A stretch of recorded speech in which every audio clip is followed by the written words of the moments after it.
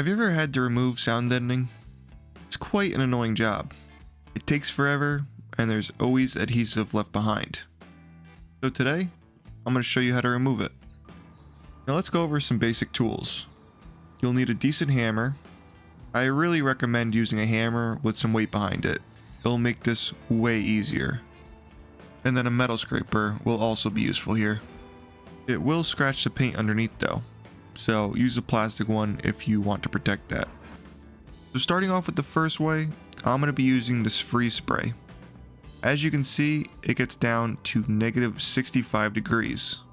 Pretty cold. This is going to act similar to dry ice, as it's going to freeze the sound deadening and weaken the adhesive bond. The sound deadening will peel up in larger chunks here. As you can see, it's left behind a small amount of adhesive, which I'll show you how to take care of later on. I'll have links to most of the stuff down below in the description if you're interested at all. Although this spray works great, there are some drawbacks. One of them being the cost. It's about $30 for one can, which is pretty expensive. And another problem is that they run out pretty quick.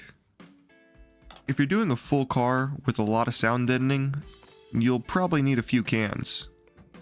And at that point, dry ice would be a lot cheaper. I still had to do the rest of this truck, and I refused to buy another one of those cans. So I did some digging, and I found that dust-off cans can be used as a replacement here. It's way cheaper. You could buy a 4-pack of these cans for the price of one free spray. So you get better bang for your buck with these. The only difference is that you'll have to turn the bottle upside down to get the liquid out of these cans. And obviously this stuff is going to be very cold when it comes out, just like the freeze-off spray, so be cautious of where you're spraying it. You can see that the duster cans don't do as good of a job when it comes to the adhesive. It leaves a lot more behind. But the sound deadening itself was easy to remove.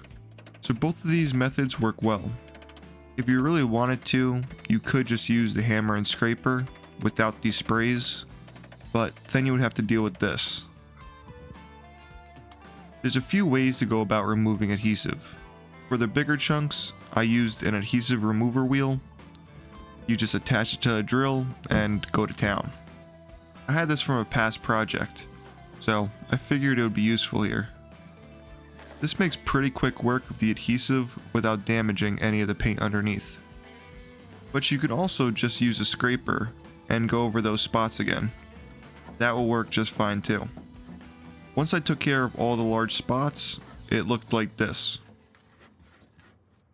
There's only small adhesive dots left over now. So the last step that I did to fully remove any adhesive was using Goo Gone.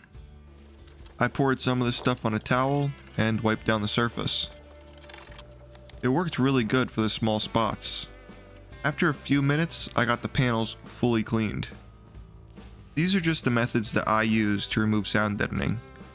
You don't need everything that I showed you in this video. You can mix and match whatever tactics work best for you. Hopefully this helped you guys out, and I'll see you in the next one.